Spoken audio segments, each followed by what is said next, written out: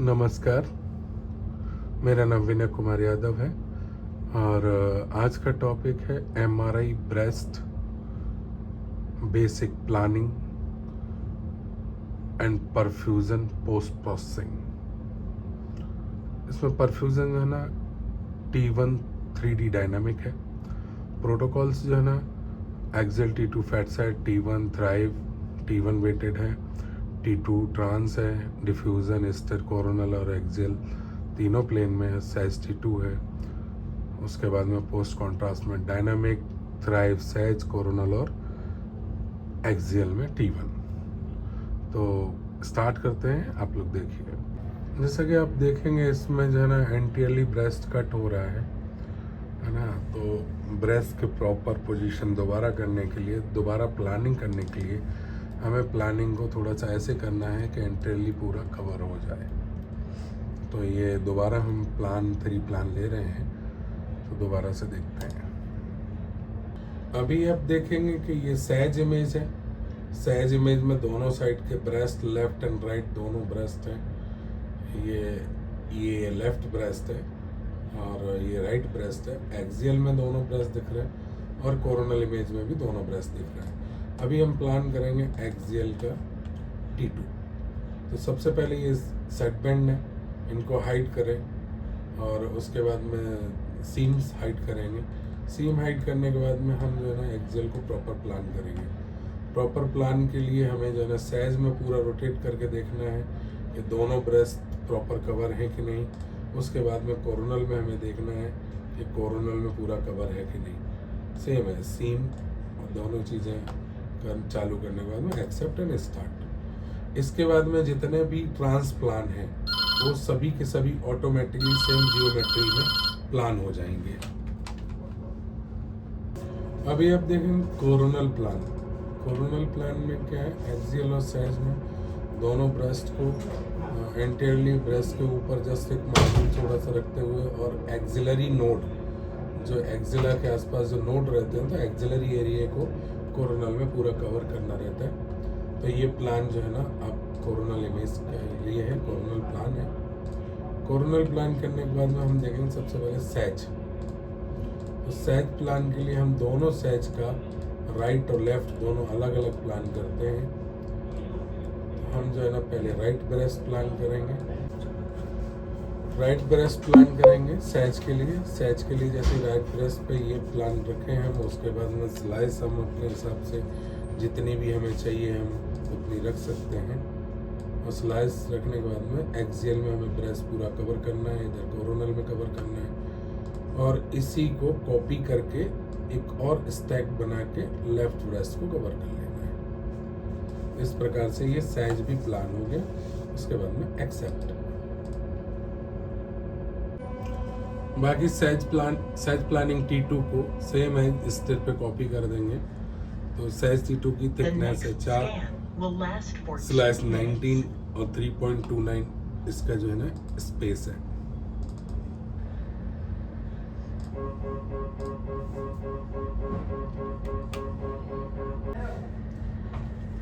अभी आप देखेंगे कि एक डायनामिक जो T1 डायनामिक है एक्सियल प्लेन में मैं वो प्लान कर रहा हूँ और उसको जो है ना जैसे थोड़ा सा ये राइट लेफ्ट FOV कम है तो वो आप FOV एडजस्ट कर सकते हैं।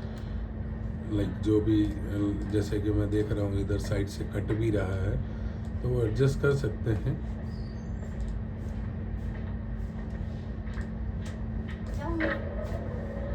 हाथ पीछे कर, पीछे तो हाथ।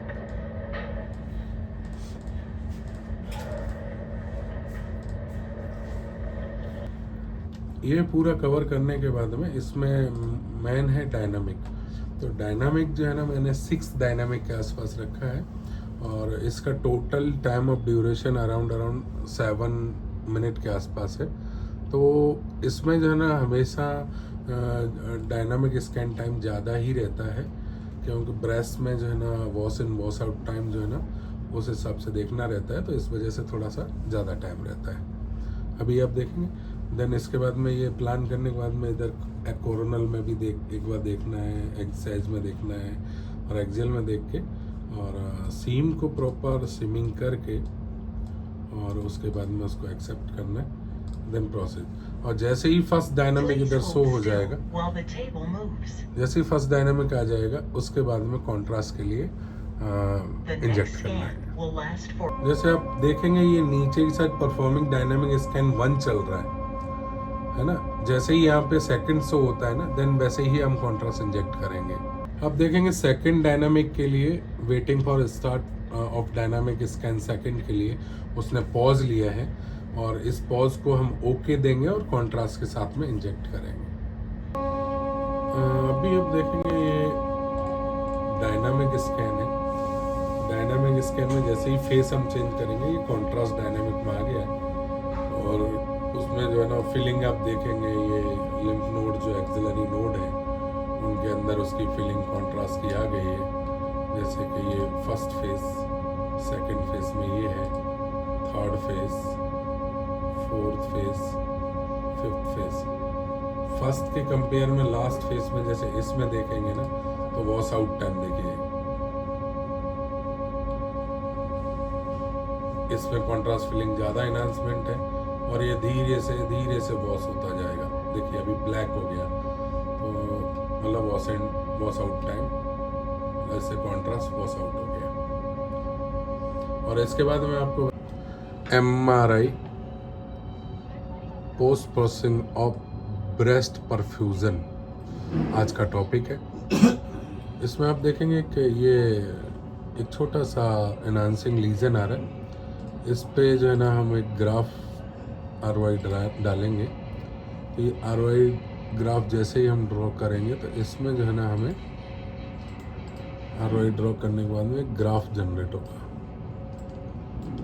इस ग्राफ को हम अकॉर्डिंग जो इनहांसिंग लीजन आ रहा है उसके हिसाब से हम इसको छोटा बड़ा कर सकते हैं। उससे हमें उसका प्रॉपर जो है ना ग्राफ जनरेट हो जाएगा, जिसमें कि वॉश इन और वॉश आउट टाइम दोनों रहेंगे। जैसे कि आप ये देखेंगे अभी मैंने लेफ्ट ब्रेस्ट पे एक ROI ड्रॉ किया है, उसका ये ग्राफ है। टेबल आप देखेंगे तो टेबल में आपको मैक्सिमम एनहांसमेंट, रियल एनहांसमेंट है ना, मैक्सिमम रियल एनहांसमेंट, और ये आपको सब वैल्यू दिख जाए। इसके अलावा एक जो एक्सिलरी नोड है उस नोड के ऊपर भी एक ROI ड्रॉ करेंगे। एक ROI ड्रॉ किया,